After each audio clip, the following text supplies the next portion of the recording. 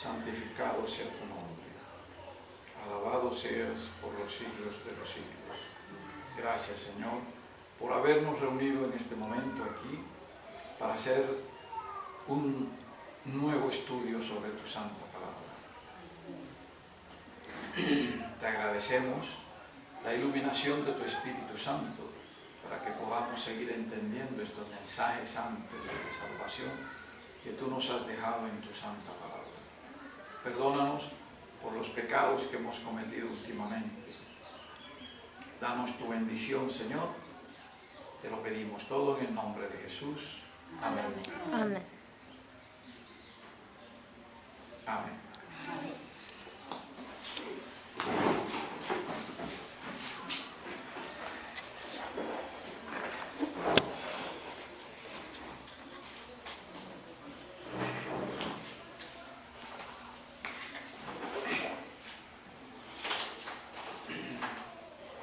En el último estudio que hicimos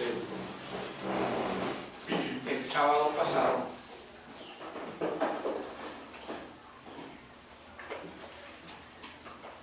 quedamos en la explicación de Apocalipsis 17:3. Estamos viendo, como ustedes saben, el tema del descubrimiento de las iglesias falsas en la tierra y al mismo tiempo el descubrimiento del pueblo de Dios en la tierra. Pues un poquito para acá, hermano, porque después queda contigo. Bueno, 17:3, Apocalipsis 17:3. ¿Qué dice? Y me llevó en el espíritu al desierto y vi a una mujer sentada sobre una bestia escarlata, llena de nombres de blasfemia, que tenía 7 cabezas y 10 cuernos. Anteriormente yo les estuve diciendo a ustedes que el libro de Apocalipsis es un libro eminentemente lleno de símbolos. No es que el libro sea simbólico, como algunos le dicen, sino un libro lleno de símbolos. Símbolos que uno tiene que descubrir en la Biblia sus explicaciones. Ustedes recuerdan que la palabra de Dios nos dice que nadie está autorizado para darle interpretaciones privadas a las profecías. ¿Por qué? Porque dice la palabra de Dios que los santos hombres de Dios escribieron bajo inspiración ¿de quién? Espíritu Santo. Del Espíritu Santo. Y hay otro pasaje que dice: toda escritura es inspirada por Dios. Entonces nadie está autorizado en la tierra, ningún mortal, ningún ser creado, a darle interpretaciones a lo que Dios ha colocado. Dios establece su palabra aquí y Él mismo le da explicación a su palabra. En estudios pasados nosotros probamos cómo aquí hay símbolos y dónde están las explicaciones de los símbolos. En la serie de estudio que hemos hecho ya sobre este tema, está más que probado eso. Aquí en el versículo 3 volvemos a encontrar símbolos. Cuando dice aquí: y me llevó en el espíritu al desierto y vi a una mujer. Ahí tienen el primer símbolo de este versículo. Mujer. Ya nosotros sabemos qué significa la expresión mujer en la simbología profética de la Biblia. ¿Qué significa? Iglesia. Ya no hay necesidad de volver a probar que ese término significa iglesia, porque ya lo hemos probado en los pasajes, en los estudios anteriores. Entonces, ¿qué es lo que el profeta está viendo una ¿qué? Iglesia. Una iglesia. Una iglesia. Pero ¿qué clase de iglesia?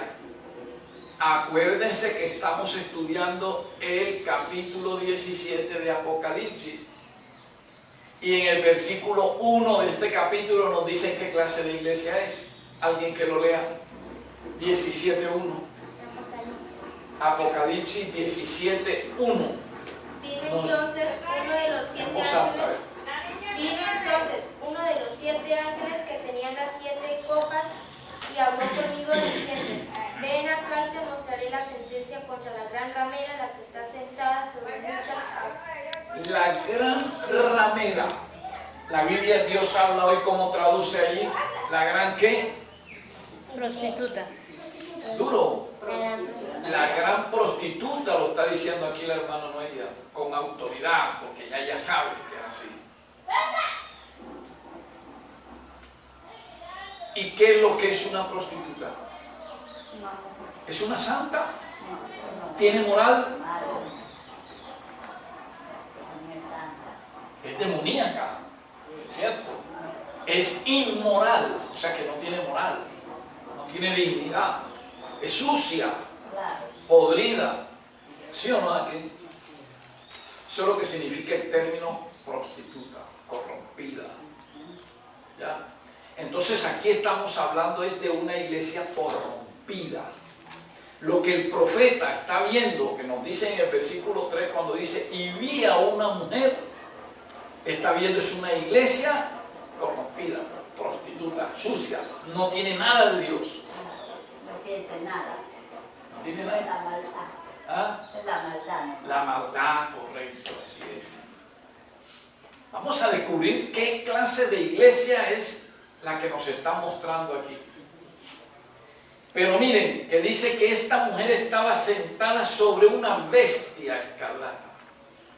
Sobre una bestia. ¿Verdad? Otro símbolo, ahí está el segundo símbolo del versículo 3. Vamos a descubrir qué es lo que significa bestia. Pero en la Biblia. No es que inventemos nosotros aquí cuentos. Como hacen en todas esas iglesias del demonio, que a todas las cosas le inventan sus cuentos y sus explicaciones chimbas. Falsa. ¿Sí? Explicaciones falsas. No, aquí no estamos digamos, para chimbear.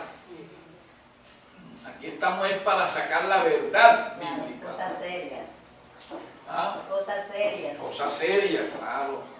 Ahora sí me gusta que intervengan.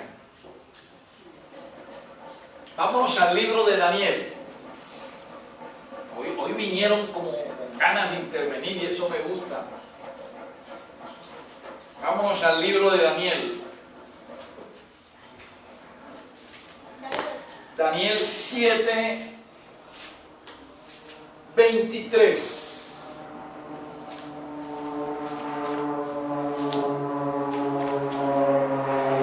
Vamos a leer nada más hasta donde dice tierra, que es donde lo que nos interesa. ¿Cómo dice?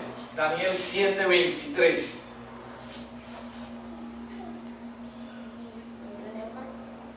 Daniel 7:23. Sí, leo. Dice, dijo así, la cuarta bestia será un cuarto reino en la tierra. Repítalo. Dijo así: la cuarta bestia será un cuarto reino en la tierra.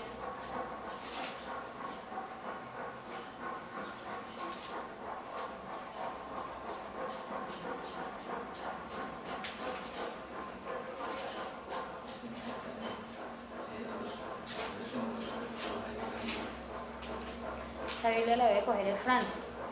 Se lee bien.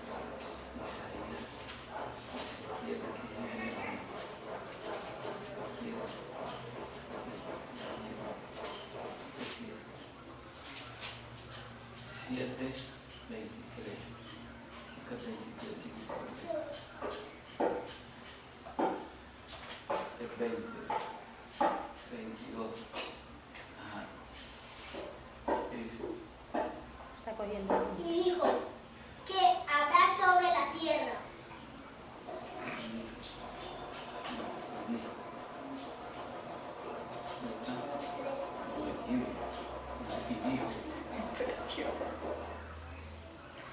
El cuarto monstruo será un cuarto reino. ¿En dónde? Cuarto reino, correcto. Listo. Entonces miren lo que dice. Repítalo, Francia, hágame un favor, en voz alta. Dijo así, la cuarta bestia será un cuarto reino en la tierra. Oiga, la cuarta bestia será un cuarto ¿qué? Reino. Un cuarto reino. O sea que aquí la palabra bestia significa ¿qué? Reino. Reino. Reino. Lo que hoy nosotros podemos llamar país. O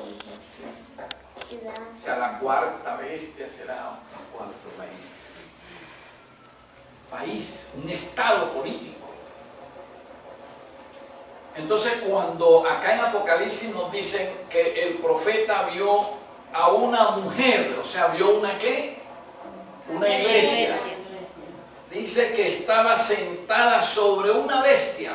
¿Sobre un qué? Reino. Sobre un reino. O sea, una iglesia dentro de un estado político. Dentro de un país. Ya cómo nos dan las características. O sea, es un estado político eminentemente religioso. ¿Sí va captando el mensaje?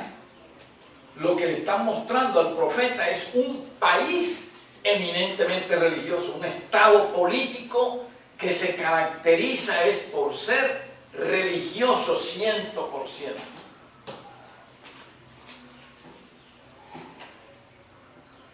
Y dice que esa bestia, dice el versículo 3, o sea que ese estado político, que ese país religioso, dice que tenía 7 cabezas y 10 cuernos. Otra característica, otro símbolo, ¿cierto? Pero así como hemos encontrado las explicaciones al primer símbolo que es mujer y le encontramos la explicación al otro símbolo que es bestia, también le vamos a encontrar aquí la explicación al tercer símbolo que es, ¿cuál es? 7 ¿qué? Cabezas. 7 cabezas. ¿Dónde está eso? Aquí mismo en el versículo 17, vamos a buscar el versículo 9. ¿Cómo dice el versículo 9? Apocalipsis. Léalo, Nelson. Aquí se verá quién tiene sabiduría y entendimiento. Las 7 cabezas representará 7 montes sobre los que sea mujer está sentada. Las cabezas a su vez ¿Presentada qué? las cabezas Aquí se verá quién tiene sabiduría y entendimiento. Las 7 cabezas representan 7 montes sobre los que esa mujer está sentada. Léalo otra vez. aquí se verá que tiene sabiduría y entendimiento. Las 7 cabezas representan 7 montes sobre los que se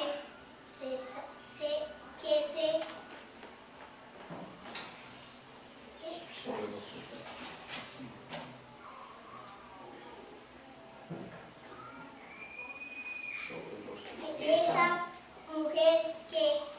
esa mujer está sentada. hasta ahí. Tienes que ir marcando porque esa letra es más chiquita. Entonces cuando salta al otro versículo, al otro renglón, se ve muy chiquita la letra. Bueno, a ver, léamelo allá también. Esto para la mente que tenga sabiduría. Las 7 cabezas son 7 montes sobre los cuales se sienta la mujer. Ahí está la explicación de las 7 cabezas. Esto para la mente que tenga sabiduría. ¿Qué quiere decir eso? Para la gente que ya conozca de la Biblia. ¿Y quiénes son los que conocen de la Biblia? la palabra de Dios. Los que van humildemente a los pies de Dios, los que son sinceros con Dios, los que desean aprender la Biblia porque quieren, aman a Dios y desean la salvación, porque creen en nuestro Señor Jesucristo. A esos son los que el Espíritu Santo ilumina. Porque la persona que viene a la Biblia con arrogancia, con altanería, con soberbia, jactándose de que tiene su sabiduría propia y que viene también a saber cómo destruye la Biblia, inventándole contradicciones o cosas raras, el Espíritu Santo no ilumina a tales personas, se les va y los deja en la sabiduría satánica, porque Satanás tiene sabiduría, pero una sabiduría podrida. En esa sabiduría podrida es la que lo deja el Espíritu Santo, lo deja en manos de Satanás. Pero si usted va a los pies de Cristo con sinceridad, 17:9. allí el Espíritu Santo enseguida entra a iluminarlo, lo arropa con su luz divina para darle sabiduría. Aquí dice esto, para la mente que tenga sabiduría. Los cristianos honestos, sinceros, los que vamos a los pies de Cristo con amor, con sinceridad, con humildad, humillándonos a Cristo, pidiéndole sabiduría, a ese el Espíritu del Señor nos da sabiduría. Y dice, enseguida le da el mensaje, las 7 cabezas, o sea, las 7 cabezas que tiene esa iglesia corrompida. La que nos está hablando el versículo 3. Dice, las 7 cabezas son 7 montes o colinas, como lo dice la versión bíblica de No hay amor más grande. ¿Sí? Hay una Biblia que dice no hay amor más grande. Se nos olvidó traernos. ¿Tú la tienes? Dice, allá esa versión dice, las 7 cabezas son 7 colinas. Esta versión dice 7 montes. Y dice, sobre los cuales está sentada la mujer. ¿Sí? No es que esté específicamente en una colina, como algunos pretenden explicar. No, ella no es que esté en una colina específica de las 7 colinas. Está en la región donde están las 7 colinas. Ella está sentada ahí en esa región donde están las 7 colinas.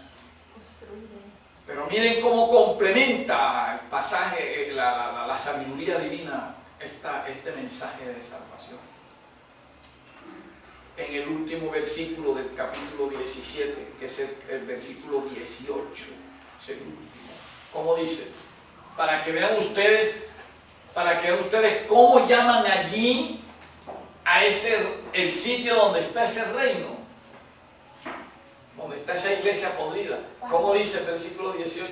Dice, y la mujer que has visto es la gran ciudad que reina sobre los reyes de la tierra. Y la mujer que has visto, o sea, la iglesia que has visto, la que le mostraron a Juan en el versículo 3, dice, es la gran ciudad que reina sobre los reyes de la tierra. Es una ciudad que queda en una región donde están 7 colinas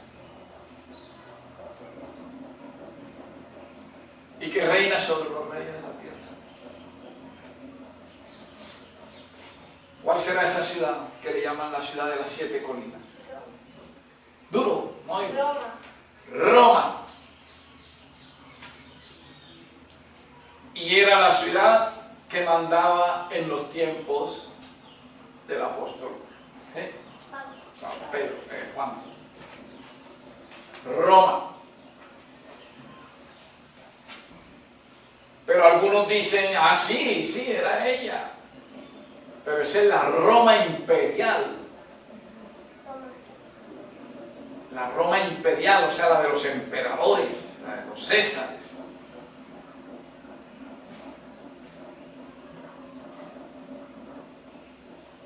Lo que pasa es que cuando se acabó el imperio romano, y ya ustedes conocen esa historia, ese relato en la historia, cuando se acabó el imperio romano en el año 476 después de Cristo, ustedes saben que el imperio romano se dividió en 10 reinos principales. Acuérdense del estatua de Nabucodonosor, de los 10 dedos de los pies, ¿no? Pero dice la Biblia en el libro de Daniel, capítulo 7, que de esos 10 cuernos, o sea, de esos 10 reinos, salió uno chiquito, que le llama el cuerno pequeño, y que ese cuerno acabó con 3 de los 10. ¿Sí? Los érulos, los vándalos y los ostrogodos. Y dice que después creció mucho a los 4 puntos cardinales y se airó contra el pueblo de Dios.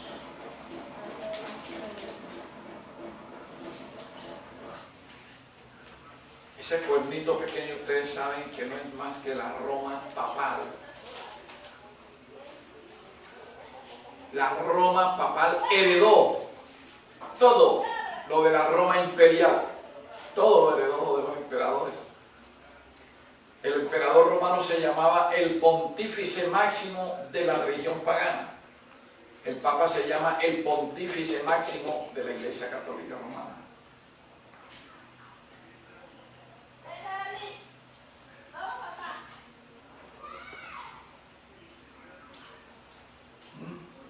¿Sí lo van viendo?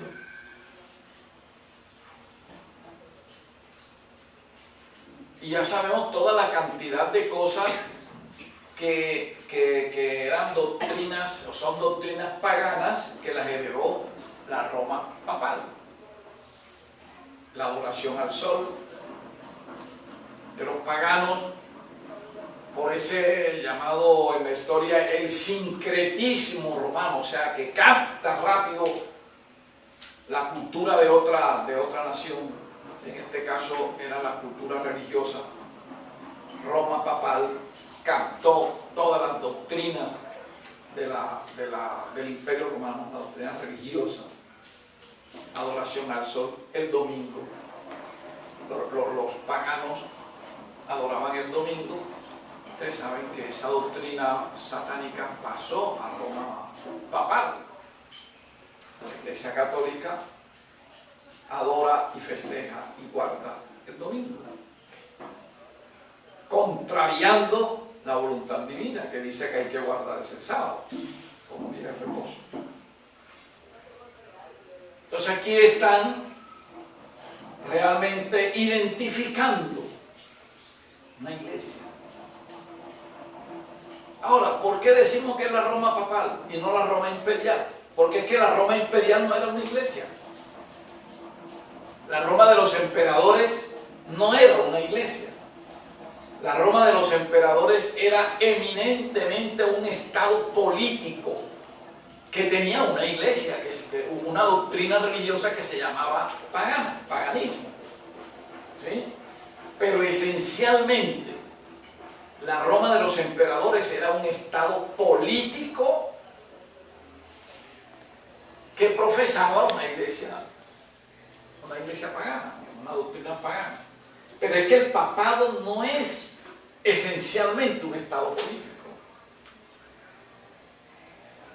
El papado es esencialmente un estado religioso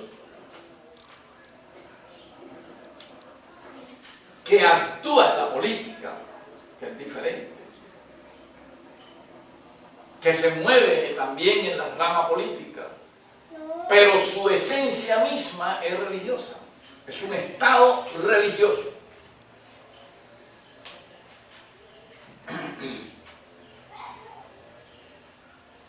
¿Verdad? Ahora, que reina sobre los reyes de la tierra, los católicos dicen es que el Vaticano, que es el estado religioso y que está incrustado en la región de las 7 colinas, en Roma, ese no es la ciudad que reina sobre los reyes de la tierra, porque cuando el Vaticano ha reinado a nivel mundial, eso lo dicen ellos, ¿cuándo? La Roma de los emperadores sí, porque creó un imperio mundial que se llamó el Imperio Romano, pero el Vaticano no, eso dicen ellos, ¿no? Pero yo le pruebo que sí, porque la historia me lo dice. Y vayamos a la Edad Media, que le llamaron la Edad de las Tinieblas, la Edad del oscurantismo religioso, o sea, donde la Biblia fue anulada por los curas, donde era terminantemente prohibido leer la Biblia. Quien imperaba en el mundo era el Vaticano, los papas eran los que mandaban, los que ponían y tumbaban reyes a su capricho. En donde ellos dominaban el mundo político, religioso, social, de todo. La historia, para poner un solo ejemplo, la historia nos muestra, nos enseña aquel caso que se le llama en la historia como la humillación de Canosa,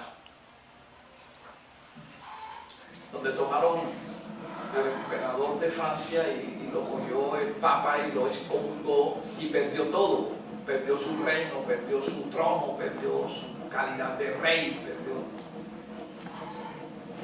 Entonces ese emperador, para poder recuperar todo eso, tuvo que ir a humillársele al Papa. Y el Papa lo recibió en la ciudad de Canosa, en un castillo. Y para recibirlo, ¿sabe lo que le hizo? El castillo tenía un patio interno grande, patio abierto. Y allí permaneció el emperador casi desnudo. 3 días en invierno. Y el invierno en Europa es cosa seria. Así lo humilló el Papa. Y después de 3 días fue cuando lo recibió. Y tuvo que venir ante él arrodillado, caminando de rodillas. Entonces allí fue donde le dio la absolución, lo perdonó y todas esas cosas. Y de ahí volvió a salir ya como rey. Entonces, ¿tenían o no tenían un poder absoluto estos papas? Eran los que mandaban. Era la ciudad que reinaba sobre la tierra. Ahora, ¿cuándo perdió ese poder absoluto?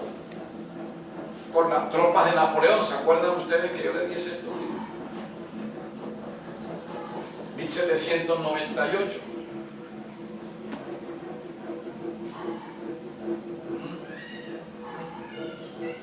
1798, acuérdense del pasaje aquel que dice que el profeta vio una de sus cabezas como herida de muerte. ¿Se acuerdan? Dice en Apocalipsis. Eso se cumplió cuando las tropas napoleónicas entraron a Roma, la saquearon, cogieron preso al Papa Pío VI y se lo llevaron preso, que murió el año siguiente en una ciudad francesa llamada Valencia. ¿Sí tienen esos datos? Ustedes tienen esos datos ya. Y todo el mundo pensó que el Estado Vaticano se había acabado.